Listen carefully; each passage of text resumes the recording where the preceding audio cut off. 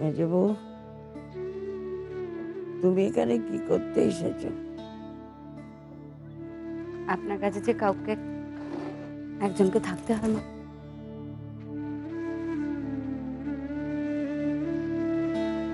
থেকে কি লাভ? এ রোগে কেউ বাঁচে না, কেউ বাঁচে না।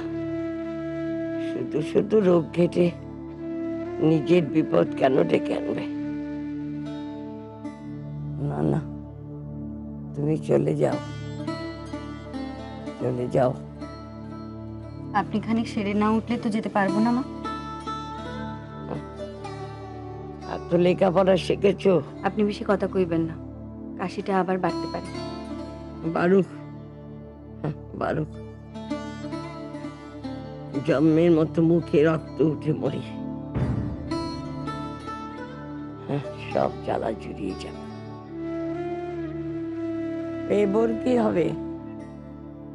তার যত্নার্থে কে করবে?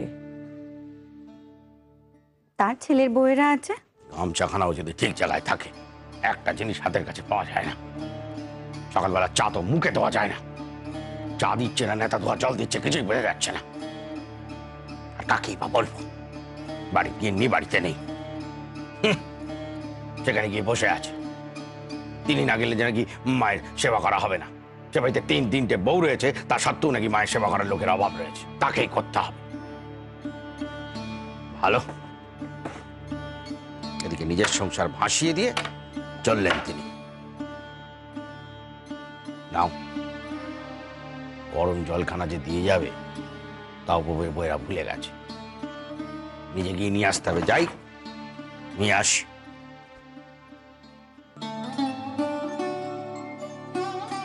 আমি মানছি মেজদি হাজারখানা ভুল করেছে, কিন্তু সেই মানুষটা বাকি 5 জনের জন্য যা করে আর তো কেউ করে না। দেখো না কেমন নিজের গোটা সংসারটা ফেলে এখানে রোগীর সেবা করতে চলে এলো। মানুষটার মনে বুঝি বিন্দু মাত্র ভেজাল নেই। তবে বুঝি আমাদের মনেই দোষ আছে জানো, মানুষটাকে কোনো কালে বুঝেই উঠতে পারলুম না। কাকে বুঝে উঠতে পারলে না ছোট বউ? ও মা, মেজো বউ, আয় আয়। ও মা মেজদি, তুমি রান্নাঘরে ঢুকছো যে? ও মা, মেজদির যে খাওয়া হয়নি, খাবে না? আমি খেতে বারণ করলুম কখন? তোমরা যখন ভালোবেসে রেঁধেছো, বেড়েছো, আদর করে খাওয়াচ্ছ, তখন খাবে বই কি, কিন্তু রান্নাঘরে ঢুকে না। কেন? শোন ছোট বউ, এই হেসেলখানা শুধুমাত্র তোর আর বর্দির একার সম্পত্তি নয়, এখানে আমারও ভাগ আছে। তুমি ভুলে যাচ্ছ, এখানে মেজদিরও ভাগ আছে। মেজগিনি এখন ও বাড়িতে? হ্যাঁ, খবরটা শুনে তো সঙ্গে সঙ্গে ও বাড়ি চলে গেল।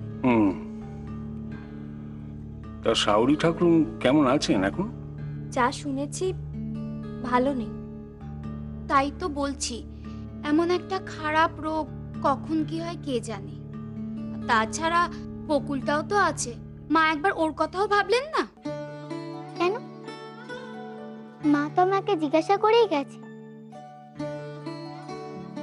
আমি ভয় পাবো কিনা, আমি একা একা ঘরে থাকতে পারবো কিনা। তবে আমাদের বকুল কিন্তু অনেক বড় হয়ে গেছে, নিজের কাজ সব নিজে নিজে করছে। বটে? আরে বকুল, তবে তো দাদাদেরকে বলি আমাদের বকুল এখন অনেক বড় হয়ে গেছে, ওর একটা বিয়ে দিয়ে দাও। নিজে নিজে সব কাজ পারলে কি বিয়ে করতে হয়?